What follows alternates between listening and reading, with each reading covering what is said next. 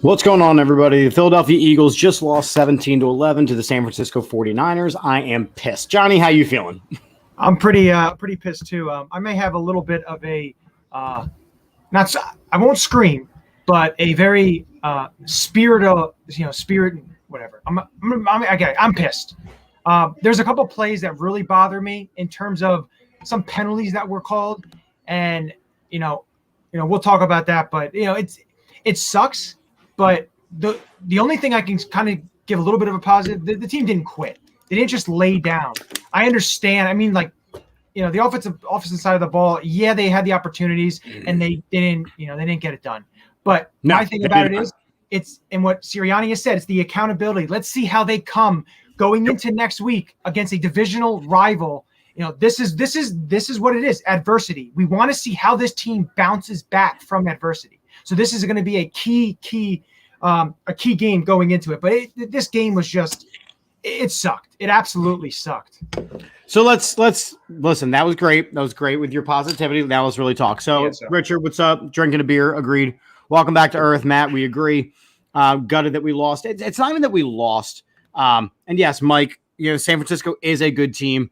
Our defense played well for the most part. They were just on the field for entirely too long. I'm drinking the water because the beers have been they've been delicious. But look, here's what it comes down to. The defense was on the field for way too long. The offense was inept. The play calling was horrific. The injuries are already going to start mounting up. I mean, the play calling was bad today. And what infuriates me the most is we seem to have short passes. We seem to have long passes. We have absolutely no intermediate game. So if you weren't bombing it way downfield and you saw the weakness in Jalen Hurts' game, which is the long ball. He does not have a strong enough arm. Every single deep ball he threw was underthrown. Every single one, except for the only one that Rager caught that he was out of bounds for. That was the only one that was dead on. But, you guys also look at the pressure. The pressure was right in his face. Nothing really to step into. That was all, just throwing it with your arm. I'm not going to get too much on the deep balls because just because if you throw a deep ball doesn't make you a good NFL quarterback. He was able to extend plays with his legs. He was able to do different things. Correct.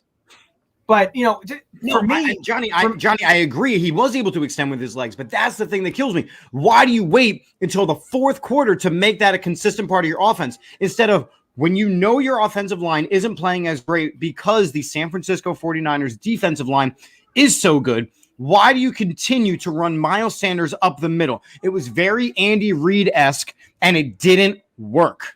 Jason Kelce had a pretty bad game. There's a few plays that I saw him get. Kelce had a bad game. Mailata played pretty well. Yeah. Landon Dickerson played awful. Landon Dickerson played terrible. And I know it was his first game, and I know San Francisco's got a great defensive line. I get all those things. But you are a professional NFL player. You played bad.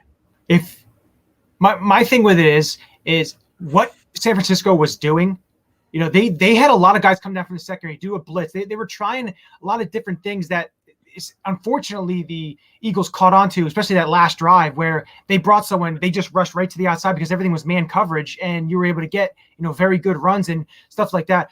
I want to just bring up this play. The Trey Sermon penalty by Kayvon Wallace. Oh my God. It is absolutely ridiculous. You playing professional football. I'm not going to curse because it's only 4:00 in the afternoon. You're playing professional football.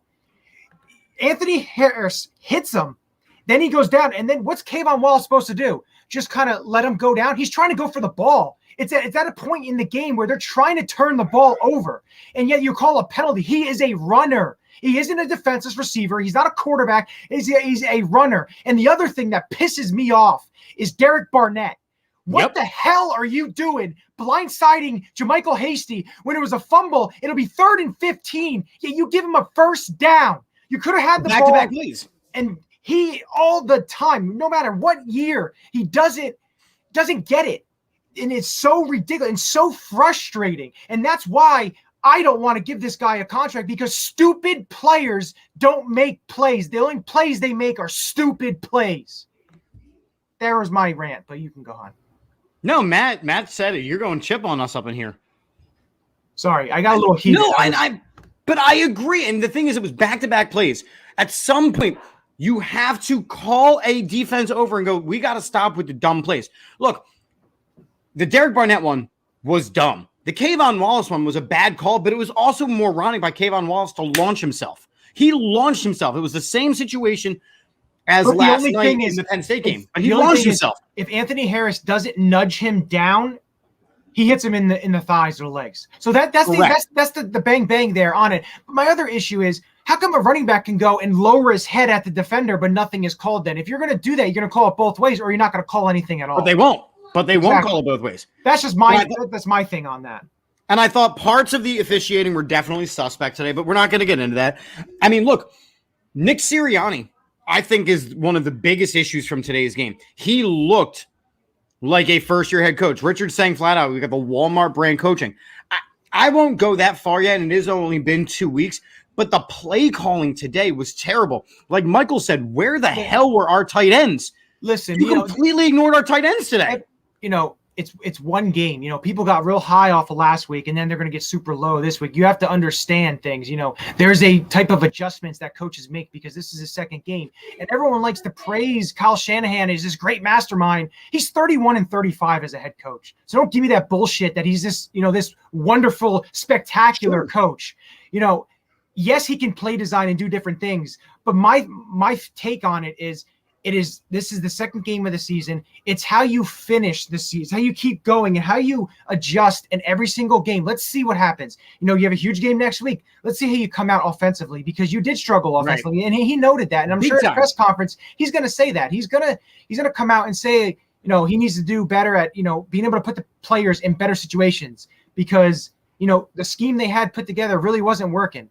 So they had to do a little bit. My other issue was on that 4th down play. When Greg Ward took that, if you looked on the aerial view, if Greg Ward would just ran left, there was nobody over there but 3 or 4 offensive linemen.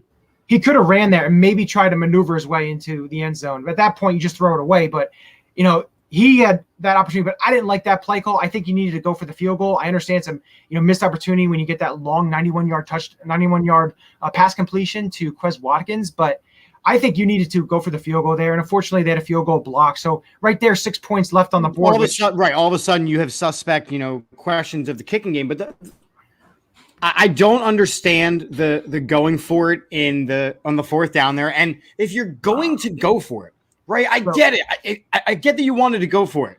So another thing, something that just popped up, and it's not great news. Brandon Graham suffered an Achilles injury. So we knew that. We knew it was an Achilles injury, but what I'm hearing is that it's a sprain and not a. It's a torn. It just was noted right now. A pass rusher has a torn Achilles. Yeah, done for the season. So right there is huge because he's a veteran. He's a leader. He's your stalwart. So right there, that's tough because now you have to rely on more of Ryan Kerrigan, which we weren't expecting that. But that's a huge loss. No, you also have to rely more on Derek Barnett. Yeah, unfortunately, yeah, you're right. Unfortunately, you do, and you have Josh Sweat. Luckily, you have some of these defensive line, but it's going to be tough because does this now move Milton Williams out to the end a little bit more? And what do they do? Because I didn't see too much of him today. But again, the San Francisco scheme doesn't really point to having bigger defensive ends. So yeah, and the positives, like look, you do have to look at the positives, and we do. We shut down Kittle. Right, yeah. we absolutely shut down Kittle. Considering last time we played him, he set career numbers for himself. That's fine. It's not like it was an offensive shootout. It's not like we were blown out. No. It was just that we were beaten in key moments. Look, that fourth down call, I don't understand why you're on the 1 yard line, the 2 yard. You were within the 5, and you decide to go with an attempt Walmart knockoff brand version of the Philly special with Greg. That's not your best play call there. Well, the thing was, play call there. Once Jalen went out, he already knew because the defender retracted. The defender already knew there was nothing you could do. They were going to force it into a quarterback to throw. So, there is positives. That is tough. You still saw, for me, looking at these young receivers, of course they have to get better. Devontae Smith wasn't a factor. Unfortunately, Jalen Reagor stepped out. Unfortunately with that, but Quez Watkins call by the officials, so I will give them that. That was the right call by the officials. It just sucks that with that one play, and Don, I don't know if this is the play you're talking about, but with that one play, the entire landscape of the game changed. Yeah, the entire landscape of the game. I also completely disagree with going for 2 after the touchdown. I was like, what is going on? Like I completely disagree. I understand what they're thinking, but I don't think that's the right time to do it, especially when you're down 2 scores and it puts it to a 1-score game.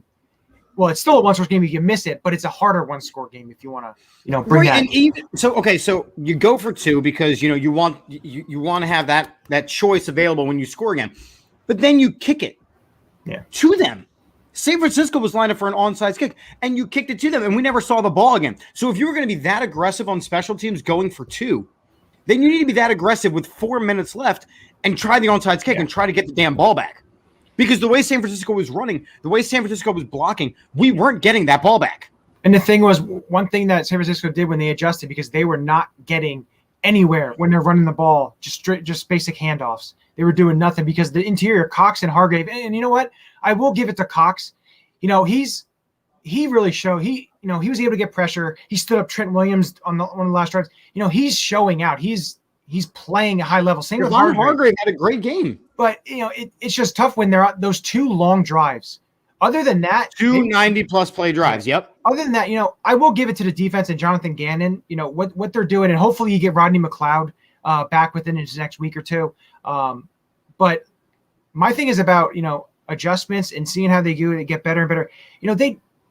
The defense wasn't gouged, like it wasn't, unfortunately. No. And only giving up 17 points. If you give up 17 points in today's NFL, you should expect you're to win. supposed to win. Exactly. You're supposed to win. Exactly. So they need to shore up their offensive woes, which of course that's going to be evident with Sirianni. He's definitely gonna hone in on that.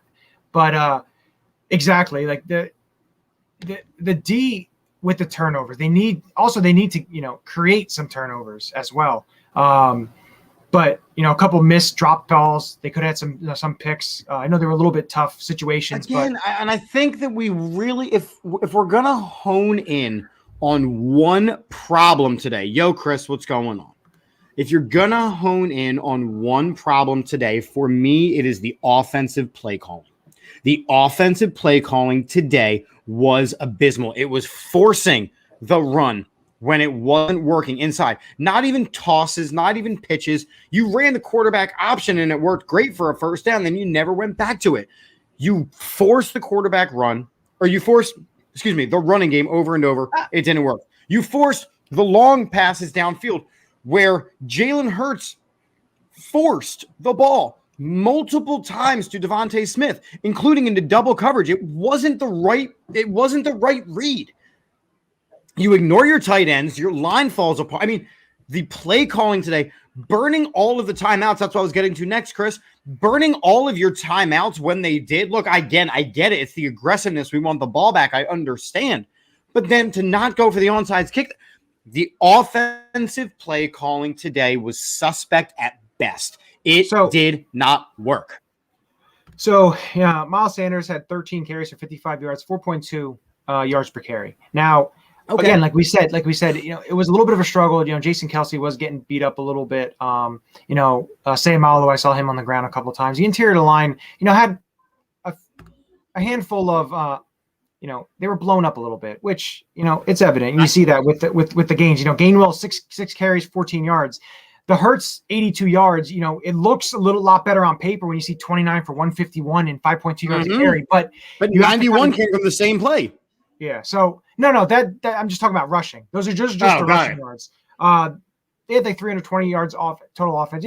My thing with the offense is if you cash in on the plays that you made, it's a non-story. The problem is the execution and the basically punching it in and finishing. It's the finishing aspect that they weren't able to do. They were able to get down there. They were able to move the ball. It was the finishing aspect that they weren't able to do against the tough San Francisco defense. And we knew it was going to be tough. We knew that. It 100%. We knew it was going to be a tough game. But the positives I'll bring out of it is there's no quit in the team. Right. The team's gonna... Johnny, I'm gonna hold you on for a second because our Nick Sirianni's hit the podium. I want to see what my friend has to say here. So we're gonna listen to him for a couple minutes. As it was in the end of the game when we snuck it when we were on the half-inch line or whatever it was. But I don't think I called good plays in that area, and there's going to be times where you're going to look at it and be like, I want those calls back. So when they work, it was a good play. They didn't, so it was my fault. I didn't call good enough plays right there. Accountability. Players in good enough positions, and it's on. We're all in this together, coaches and players. Fourth down call in particular. Why in that? Yep. Moment? Yeah. I thought they give them credit, first of all. I think they did a great job. Their defense coordinator just did a really good job. And so I give them credit for some of the false things they were showing us. We thought it was a certain coverage. It wasn't. They did a good job of disguising it. 54 gets the show running out there. He can kind of get everybody lined up the way he needs to. And so I give them credit first. And then I felt confident in the play. The play looked Michael, good I agree with your comment. This last week. Felt confident in the coverage that we were getting, and hey, they didn't play it, and that happens sometimes. On second thought, do I want that play back? Of course. Anytime you call a play that doesn't work, especially in tight games, especially in those and down there in a 7-point play, you're gonna want that back. So I got to call a better play. What information did take timeouts before 5 minutes left? We just wanted to make sure that we were down 2 scores, and we wanted to make sure that we had enough time to score fast and then get another possession. And that's, I thought we did, obviously a good job. Jalen did a great job on that drive, getting us into the end zone fast. So it's just saving enough time to put yourself in a position to have two possessions. I would do that again every day the way we did it. And I know, obviously we want to get a stop on defense to get the ball back, but give them credit. They ran a couple. Thought that was a good call by Kyle on the pass to get it to 3rd and 1, and then they converted. Brandon Graham and Brandon Brooks. What can you tell us? Brandon Graham and Brandon Brooks. Yeah. Obviously with Brandon Graham, we're agreed, fearful, Andy, of what it might be. But we don't know for sure yet, so I don't want to say. But obviously we're concerned, and and he's such a good leader on this football team. So if we are without him, it will be a big blow. He's a great football player and a great leader. Obviously, one of our captains. So we're fearful, but I don't want to just say, what it is yet because I don't know for sure. No, we know. Brandon Brooks, I'm still getting more information on him. I don't have all the information on him. Just worried for Brooks. Obviously, he didn't return, so again, I don't know everything there. Obviously, I was trying to call the game, and at least it's not a lower body injury game, with so Brooks. I don't have all the information. Yeah, because that's where a lot of his issues have been. Mm-hmm. Your first NFL win. You got but pushing as a lineman. Yeah. Your first NFL loss. What did you say to the team inside? You know what? A lot very similar to after the win. That round 3 is coming up. And round 3 is not going to – the bell's going to ring for round 3 regardless if we won or if we lost. So we have to put ourselves in position to win round 3 by, correcting this tape hard, by rehabbing hard, by meeting hard and walking through hard, and by practicing hard to put ourselves in position to try to win next week in a division game. So obviously there's disappointment. We didn't win the game. That's the only goal, and don't care how you ever win it. You just want to win the game, and so it was though. Hey, you learn from this. Get up, pick yourself up, and try to go back and get back to work for next week. Can I get an explanation on the Kayvon Wallace helmet hit on the force? Yeah, talk about this. Yeah, I don't know. Again, I'm looking at it live just like they are, and so I didn't. It's not like I saw a replay. I didn't see much of it. They said that he led with his helmet, and which he did. Just got to trust that they did their job right. The tape doesn't lie. What he's saying is he's saying I think they're wrong, but I'm not going to say that they're wrong, so I don't want to get fined. Yeah, and it was what it was. What was your assessment of Jalen Hurts' performance, and did you feel there were times he held the ball too long? I actually thought he did without watching the tape, Jeff. Obviously I got to go back and watch the tape, but without watching it, he made some big plays with his feet and not his arm. It's always this fine line of throwing it on rhythm, but also extending plays if something's not there. So I thought he did a really good job, though. There's a couple times they did a good job covering it, or they got a guy through the line and he escaped. I don't know. Did we have one sack? Is that what it was? Was it one sack just on third down against a good rush like that? I mean, credit to our getting out of some of that stuff. But I'll look at the tape. But initially I'd say no, Jeff. But again, you never can tell. 2 sacks, both Bosa, until you watch the tape. Touchdown to Rager that was called back because he was out of bounds. What is the teaching point for him there to make sure that he stays in? You got to establish position. Just saving room on the sideline with how you release. That's the main thing right there is how you release to save some room and not get yourself pushed on the around. Sideline so you even if you get bumped, you don't get pushed out. So he's probably a little closer than what we like. I thought he made a great play. Obviously, it just was his foot was out. The referees did a good job of officiating that. He never. I told the one referee, he probably never heard a coach tell you good job when a 50-yard touchdown comes off. But they officiated it well. They did their job well. You gave up 17 points on defense to a team that scored a lot of points last week. Yeah. I mean, is that a positive? I know they, commanded the ball for much of the last 2/3 of the game, but still 17 points is. Yeah, I thought the defense really played well. I really did. And it just, and we wanted to get an early lead and to make the team play from behind, and we didn't capitalize. I think it's a different game. You go up 10-0. Maybe it takes them out of some of their stuff that they really like to do. Again, Kyle called a great game, I thought. But you want to try to get an early lead, and we didn't do that for them. So as an offensive staff and particularly as an offensive staff. So I thought Jonathan and his staff did a great job of putting us in position against a team that can really, really run the football. And then I thought the players really executed the plan well. I thought we played without looking at the tape. I thought we played a good game on defense.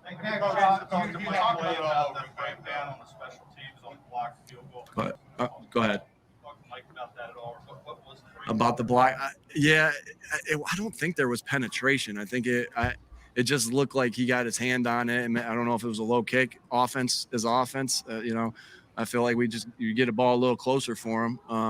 If you get the ball a little closer for him on offense, then maybe he doesn't have to line drive it like that. So I'll have to look at the tape. Mike and I didn't talk about that yet, but I felt like he had to drive it from where we were on the field. Coach, last one, guys. Coach, in what situations are you good on fourth down? Do you regret not kicking the field goal in that situation? On the 4th and 3? Yeah.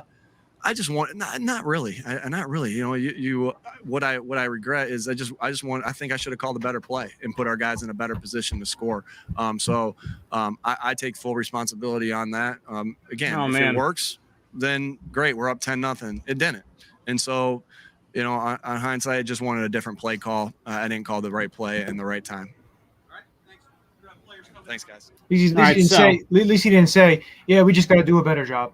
Yep, I just got to do a better job. And just say it that way. He said, I messed up. I mean, he said it pretty close to that. Yeah, but he said, I have to call a better play in that situation, that scenario, which, he knows what he didn't do well this game. So, yeah, he's stressed accountability. And when he's at fault, he's got to hold himself accountable as well. If you're going to stress it, you're going to have to be able to take it.